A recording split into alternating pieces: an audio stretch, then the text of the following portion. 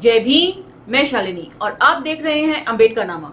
जाति का विनाश के पिछले एपिसोड में हमने जाना कि जाति जो है वो सिर्फ श्रम का विभाजन ही नहीं करती बल्कि श्रमिकों का भी विभाजन करती है। उसी तरीके से इस एपिसोड में हम जानेंगे कि जाति किस तरीके से केवल नस्ल का विभाजन नहीं है बल्कि एक ही नस्ल के लोगों के बीच में सामाजिक लेयर्स पैदा करती है। एपिसोड इंटरेस्टिंग है और इसमें कई सारे रेफरेंसेस भी हैं जो फुटनोट्स के साथ साथ हम लेते हुए चलेंगे। तो चलिए, आज का जो एपिसोड है उसका टॉपिक है जिस नस्लीय शुद्धता का अस्तित्व ही नहीं है, जाति उसे नहीं बनाए रख सकती। और ये 5th टॉपिक है। 5.1 कुछ लोगों ने जाति व्यवस्था का बचाव करने के इरादे से एक जीव वैज्ञानिक गड्ढा खोद रखा है। कहा जाता है कि जाति का उद्देश्य वंश की वृद्धि और रक्त की पवित्रता को कायम रखना है। मानव वैज्ञानिकों का कहना है कि अमिश्रित रक्त के लोग कहीं नहीं पाए जाते और दुनिया के सभी हिस्सों में सभी नस्लों का अंतर मिश्रण हुआ है। तो मतलब जो लोग कहते हैं कि प्योर ब्लड को बनाए रखने के लिए जाति व्यवस्था कायम रहनी चाहिए, वो लोग दरअसल झूठ बोल रहे हैं और जाति को बनाए रखने के लिए उल्टे सीधे तर्क दे रहे हैं। जबकि दुनिया में इस वक्त कोई जाति अपने आप को ऐसा नहीं, कोई नस्ल ऐसी नहीं है जिसका मिक्सचर ना हो गया हो। प्योर ब्लड जैसा कॉन्सेप्ट अब कहीं नहीं है। और यहाँ पर मानव वैज्ञानिकों का उदाहरण नीचे फुटनोट्स में दिया हुआ है, उसे मैं पढ़ देती हूँ। नृजाति विज्ञान को मानव शास्त्र विज्ञान भी कहा जाता है। इसके तहत विश्व के अलग अलग भौगोलिक परिवेशों में रहने के चलते मनुष्य की शारीरिक संरचना और रंग रूप में पड़ने वाले प्रभावों का अध्ययन किया जाता है। इस विज्ञान के तहत यह भी अध्ययन किया जाता है कि मनुष्य की विभिन्न नस्लों के बीच क्या अंतर है और क्या समानताएं हैं। इसके तहत मनुष्य की विभिन्न नस्ल के बीच मिश्रण के स्वरूप का भी अध्ययन किया जाता है। नृवंश विज्ञान किसी समूह से प्रत्यक्ष संपर्क के माध्यम से उसकी संस्कृतियों का अध्ययन करता है। 19वीं शताब्दी में मानव जाति विज्ञानी और नृवंश शास्त्रियों ने जाति का अध्ययन किया। यह अध्ययन समग्र मानव समुदाय उद्विकास की विरासत को अपने दायरे में समेटने के कथित रूप में बड़े और व्यापक कार्यभार के पूरक के रूप में था। ऐसा करते हुए उन्होंने जनगणना और गजेटियर के प्राच्यवाची प्रक्रिया और जाति की नस्ली समझ कायम करने में सहायता करी। इस प्रकार जाति जीव वैज्ञानिक रूप में तय की जाने वाली नस्ल के सार तत्वों के सिद्धांत में सम्मिलित कर ली गई।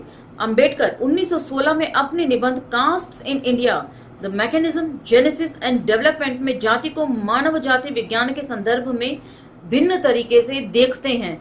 और ये वो रिसर्च आर्टिकल है डॉक्टर अंबेडकर का जो इस वाली बुक में गिवन है और जिसे अपने 3rd एडिशन में डॉक्टर अंबेडकर रखना चाहते थे। तो जब हम वो पढ़ेंगे, वो वाला आर्टिकल तक पहुंचेंगे और उसे पढ़ेंगे, तब हम जानेंगे कि ये नस्लीय भेद क्या चीज है और डॉक्टर अंबेडकर जाति के कॉन्टेक्स्ट में उसे किस तरह देखते हैं। तो यहाँ पर ये जो पैराग्राफ है इसमें बहुत सिंपल सी बात कही गई है कि बहुत सारे फैक्टर्स होते हैं किसी भी, जैसे कि ज्योग्राफिकल कंडीशंस या रीजनल वेरिफिकेशंस हर एक में होता है।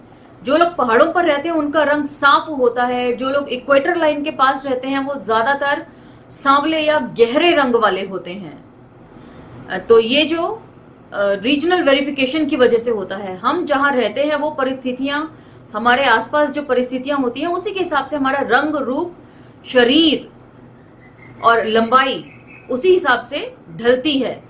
हमारा खान पान भी उसमें शामिल माना गया है। तो ऐसे बहुत सारे फैक्टर्स हैं। और जैसे कश्मीर की ही बात लें तो कश्मीर में रहने वाले सिर्फ कश्मीरी पंडित थोड़े ही हैं, वहां पर तो हर जाति के लोग पाए जाते हैं और हम उनको टोटलिटी में कश्मीरी ही बुलाते हैं। जब तक हम उनकी जाति ना जान लें तब तक हमें नहीं पता चलता और हम उन्हें कश्मीरी ही बुलाते हैं। पंजाब में रहने वाले लोग पंजाबी, गुजरात में रहने वाले लोग गुजराती। इसका मतलब ये एक ही नस्ल के हुए, रीजन के अकॉर्डिंग। तो ये सिंपल सी बात मानव वैज्ञानिक जो है वो बताते हैं। चलिए बात आगे बढ़ाते हैं। भारत पर एक विशेष रूप से लागू होती है। श्री D.R. भंडारकर ने foreign elements in the Hindu population, Hindu लोगों में विदेशी तत्व पर अपने आलेख में कहा है कि भारत में ऐसा कोई वर्ग या जाति नहीं है जिसमें विजातीय अंश न हो। लड़ाकू समुदायों, राजपूतों और मराठों में भी नहीं, ब्राह्मण में भी नहीं, जिन्हें ये सुखद भ्रम है कि वे विदेशी तत्व से मुक्त हैं, विदेशी रक्त का मिश्रण हुआ है। अतएव ये नहीं कहा जा सकता कि जाति व्यवस्था का विकास जातियों के अंतर मिश्रण को रोकने या रक्त की शुद्धता बनाए रखने के साधन के रूप में हुआ। तो यहाँ पर आपको थोड़े दिन पहले मोहन भागवत जी का बयान भी याद होगा, जिसमें वो अपने आप को कहते हैं कि वो यहीं के मूल निवासी हैं और उनका रक्त जो है, उसका जो DNA है वो यहीं के मूल निवासियों से मैच करता है। जबकि ऐसी बातें बहुत बार डिस्कस हो चुकी हैं कि जितने भी आर्य नस्ल के लोग हैं उनका जो DNA है वो भारत से बाहर के DNA से मैच करता है। तो इसको इन सारे कंटेम्प्रेरी इश्यूज के साथ जोड़कर देखना बहुत जरूरी है, तभी ये बुक जो है वो समझ में आएगी कि इसमें कहा क्या जा रहा है। और बिल्कुल सिंपल सी बात है कि कोई भी नस्ल इस वक्त अपने आप को ये नहीं कह सकती कि हम प्योर ब्लड है। प्योर ब्लड जैसी कोई बात अब एग्जिस्ट नहीं करती। 5.2 तथ्य की बात यह है कि जाति व्यवस्था का जन्म विभिन्न जातियों के रक्त और संस्कृति का सम्मिश्रण संपन्न हो जाने के बाद हुआ। तो यहाँ पर जो है डॉक्टर D.R. भंडारकर की बुक का नीचे फुटनोट में पूरा ब्यौरा दिया हुआ है, उसे भी हम पढ़ लेते हैं, जिसमें है foreign elements in the Hindu population. उसमें वे क्या कह रहे हैं। देवदत्त रामकृष्ण भंडारकर 1875 से 1950 एक पुरातत्ववेता और पुरातत्व शास्त्री थे जो भारत के आर्कियोलॉजिकल सर्वे ऑफ इंडिया में काम करते थे। वे अपने पुरालेखों के शोधों के आधार पर ब्राह्मणों की रक्त शुद्धता के मिथकीय सिद्धांत को खारिज करते हैं। भंडारकर अपने इस शोध के लिए ऋग्वेद और महाभारत जैसे वैदिक ग्रंथों और महाकाव्यों का प्रमाण के तौर पर उपयोग करते हैं। अंबेडकर ने अपने लेखन में उनके शोध के निष्कर्षों और उनके द्वारा उपलब्ध कराए प्रमाणों का उपयोग किया है।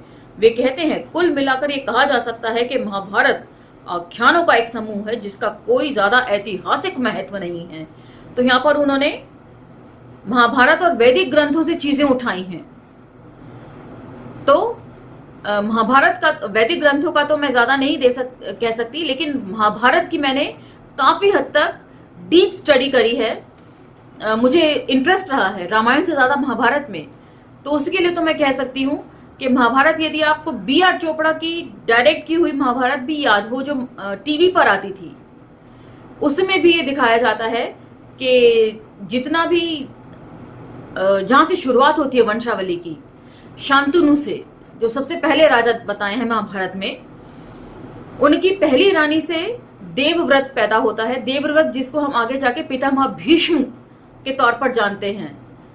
और उनके जो पिता शांतनु थे, उनको एक मछुआरन से प्यार हो जाता है। वो उससे शादी करना चाहते हैं, तो मछुआरन के पिता जो हैं ये शर्त रख देते हैं कि मेरी बेटी से जो पैदा होगा बच्चा, बेटा, वही सिंहासन पर बैठेगा।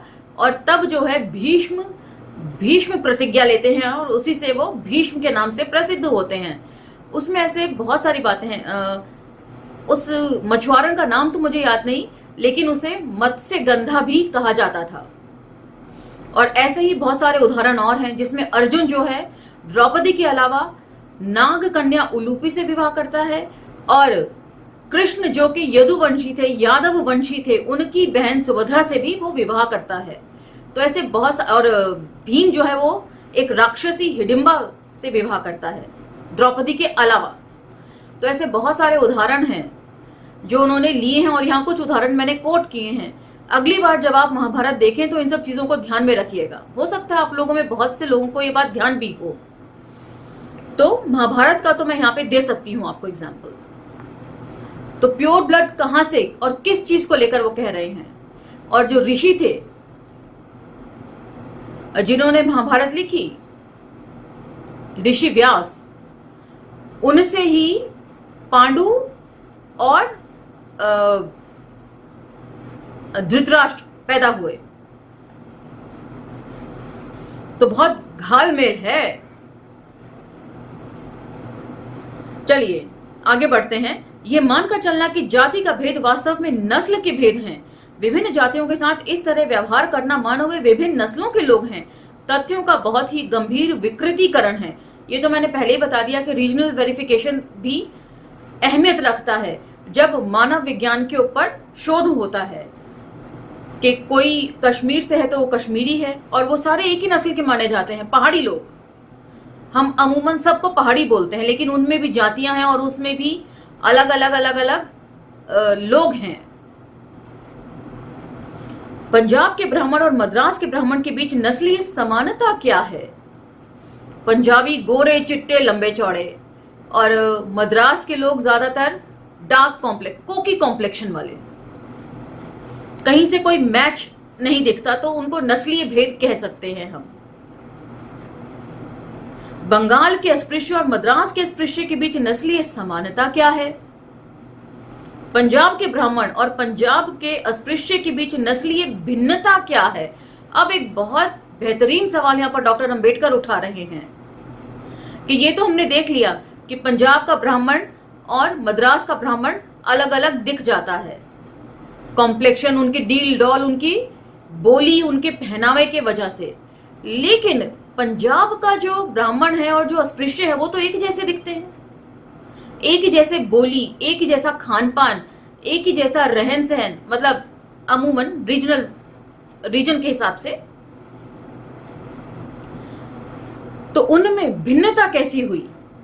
मद्रास के ब्राह्मण और मद्रास के परिया, वहां की निम्नतम मानी जाने वाली जाति के बीच नस्लीय भिन्नता क्या है? नस्ल की दृष्टि से पंजाब का ब्राह्मण और पंजाब का चमार वस्तुतः एक ही नस्ल के हैं, और मद्रास के ब्राह्मण और मद्रास के चमार भी एक ही नस्ल के हैं। तो बहुत ऐसा सवाल उठा रहे हैं जिसके बारे में सोच विचार होना चाहिए। 5.3 जाति व्यवस्था नस्लों का विभाजन नहीं करती। जाति व्यवस्था एक ही नस्ल के लोगों के बीच सामाजिक विभाजन है। ये मान भी लें कि विभाजन नस्लीय है, तो यदि भारत में विभिन्न जातियों के बीच अंतर जातीय विवाहों के द्वारा नस्ल और रक्त का अंतर मिश्रण होने दिया गया होता तो इससे क्या नुकसान हो सकता था कि एक नस्ल का व्यक्ति दूसरे नस्ल के व्यक्ति से शादी कर ले, तो इसमें क्या नुकसान की बात है?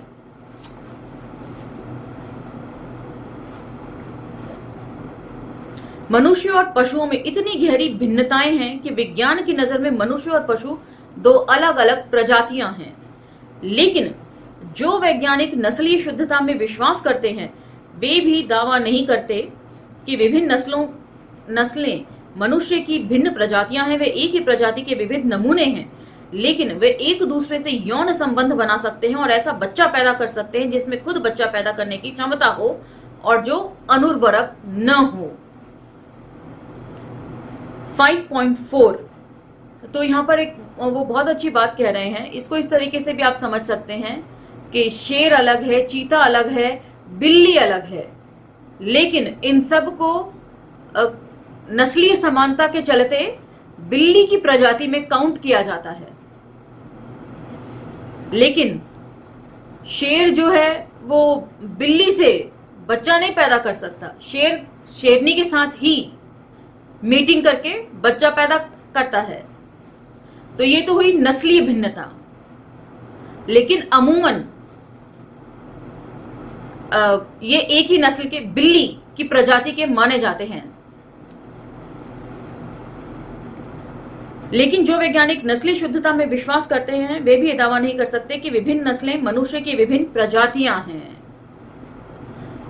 तो ये बात है जिसको मैं समझा रही थी।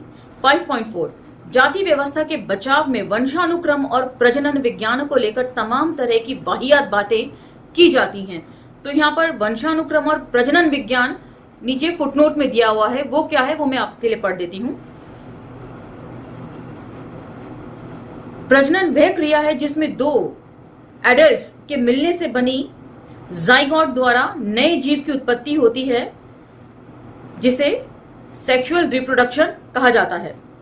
प्रजनन की इस प्रक्रिया का अध्ययन करने वाली शाखा और प्रजनन विज्ञान कहते हैं। इस विज्ञान के तहत यह माना जाता है कि यदि अलग अलग विशिष्टताओं से युग्म दो भिन्न मानव प्रजातियों से बने लैंगिक संबंध से जो संतति जन्म लेती है उन्नत संतति होती है और उसके भीतर दोनों प्रजातियों की विशेषताएं समाहित होती हैं, जिसे हम हाइब्रिड बोलते हैं ना।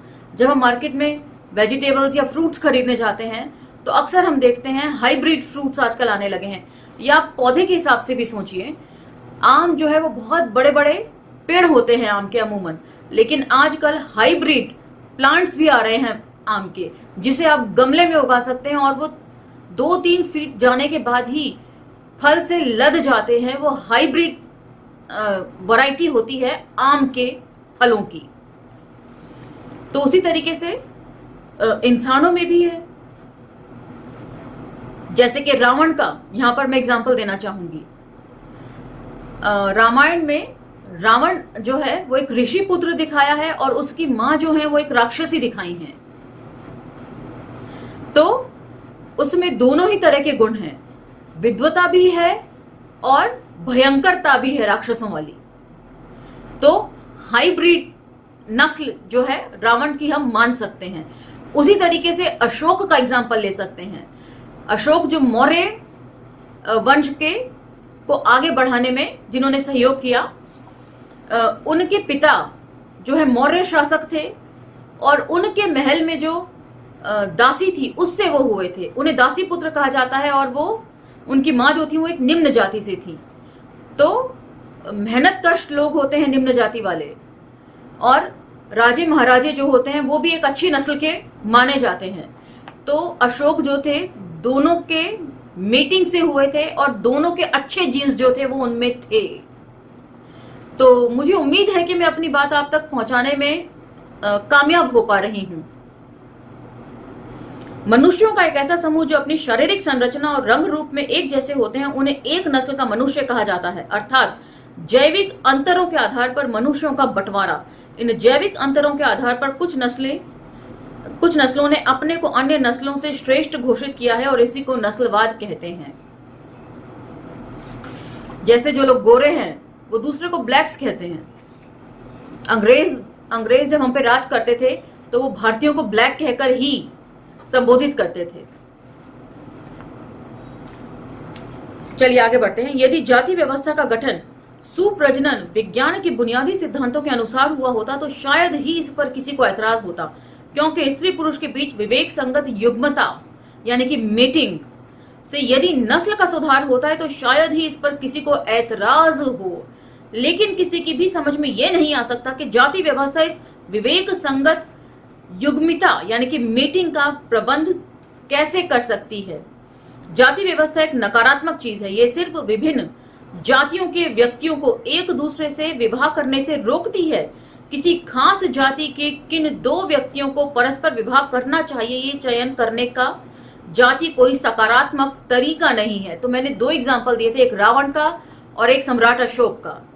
ये दोनों हाइब्रिड नस्ल मनुष्यों की मान सकते हैं आप। तो हाइब्रिड होने से नस्ल में जो है अपग्रेडेशन होता है। तो फिर क्या वजह है कि जाति को तोड़ने की कोई पहल नहीं करता। 5.5 अगर जाति व्यवस्था का उद्गम सुप्रजनन विज्ञान से होता तब उपजातियों का उद्गम भी सुप्रजनन विज्ञान में होना चाहिए। लेकिन क्या कोई भी आदमी गंभीरता के साथ ये दावा कर सकता है कि उपजातियों के उद्गम की व्याख्या सुप्रजनन विज्ञान से की जा सकती है? तो बहुत गंभीर बात वे यहां पर कह रहे हैं कि जितनी जातियां हैं, पेशे तो लिमिट से थे। यदि आपने मनुस्मृति पढ़ी होगी ना तो उसमें बहुत सारे ऐसे चीजें दी हुई हैं कि राजपूत किन से पैदा हुए और जल्लाद जो थे चांडाल वो किन से पैदा हुए, तो इन सब की उत्पत्ति कैसे हुई उसके ऊपर मनुस्मृति फोकस करती है। मैंने कुछ अंश पढ़े हैं लेकिन मुझे उम्मीद नहीं थी कि मैं इसका एग्जाम्पल यहाँ पर कोट करूंगी, नहीं तो मैं उसके लिए रेफरेंस रेडी रखती।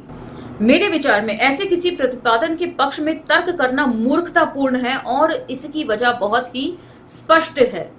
यदि जाति का अर्थ नस्ल है तब उपजातियों का अर्थ नस्ल में फर्क नहीं हो सकता, क्योंकि उपजातियां अपनी परिभाषा से ही एक ही नस्ल का उपविभाजन है। तो बहुत अच्छी बात कह रहे हैं। जैसे कि छोटे बच्चों की जो 8th क्लास होता है, हम उसे कहते हैं कि सारे बच्चे 8th क्लास के हैं, लेकिन सेक्शंस अलग अलग हो सकते हैं। 8th A, 8th B, 8th C, 8th D, 8th E, लेकिन वो सारे जो है वो 8 क्लास के सेक्शन के तहत ही काउंट होंगे बच्चे। बेशक वो अलग अलग सेक्शन में हो, लेकिन क्लास उनकी 8वीं ही काउंट होगी। वही बात यहां पर डॉक्टर अंबेडकर भी कह रहे हैं।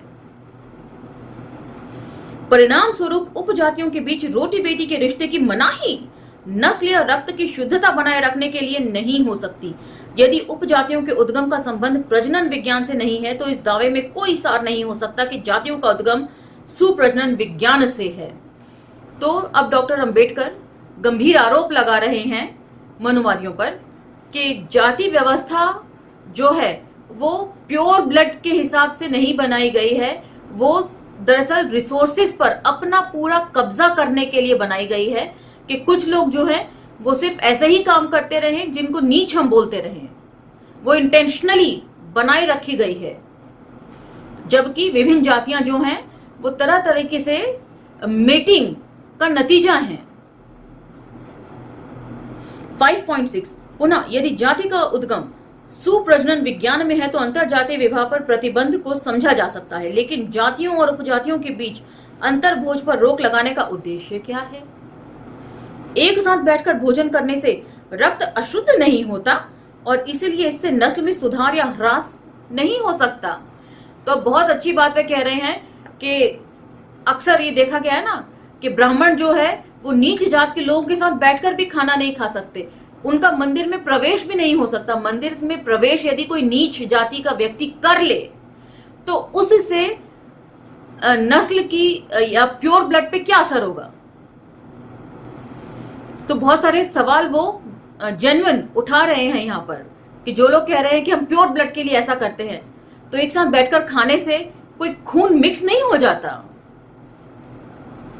छोटी सी बात कई तरह के सवालों को उठाकर वो हमारी सोच को सोचने पर मजबूर कर रहे हैं, उद्वेलित कर रहे हैं कि फिर ऐसा क्यों करते हैं कि एक इंसान को इतना नीच मान लेते हैं कि वो हमारे साथ बैठकर खा भी नहीं सकता। साथ बैठकर खाने से खून का मिक्सचर नहीं होगा। तो इसी से साबित होता है कि ये सब कुछ इंटेंशनली किया जा रहा है और जाति व्यवस्था को बनाए रखने की आड़ में किया जा रहा है। तो ये उल जलूल तर्क है प्योर ब्लड जैसे।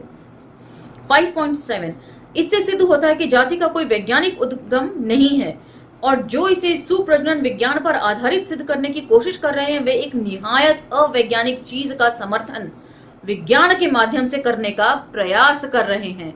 जैसा कि मैंने अभी कहा कि प्योर ब्लड जैसी कोई बात नहीं है, और यदि प्योर ब्लड मेंटेन भी करना है तो वो एक साथ उठने बैठने से इम्प्योर नहीं होने वाला। और उसके पीछे बात दरअसल कुछ और है। सत्ता पर हमेशा बने रहना, संसाधनों पर हमेशा अपना कब्जा बनाए रखना, ये इंटेंशन उसके पीछे काम करती है। आज भी जब तक हमें वंशानुगतता के बारे में निश्चित जानकारी न हो जाए, सुप्रजनन विज्ञान एक व्यवहारिक संभावना नहीं बन सकता। प्रोफेसर बेटिसन अपने पुस्तक मेंटल प्रिंसिपल्स ऑफ हेरिडिटी में कहते हैं, उच्चतर मानसिक क्षमताओं के अवतरण में कुछ भी ऐसा नहीं है जो सुझाता हो कि उनका संक्रमण किसी एक ही प्रणाली से हुआ हो। ये संभावना ज्यादा है कि वे क्षमताएं और शारीरिक शक्तियां जिनका विकास ज्यादा स्पष्ट दिखता है किसी एक जातिगत तत्व के बजाय बहुत सारे कारकों से पैदा हुई हों। तो अब वो एक बहुत सारी स्टडी के बाद ये बात कह रहे हैं, लेकिन पहले ये प्रोफेसर बेटिसन कौन है उनका फुटनोट में दिया हुआ है, उसे पढ़ लेते हैं।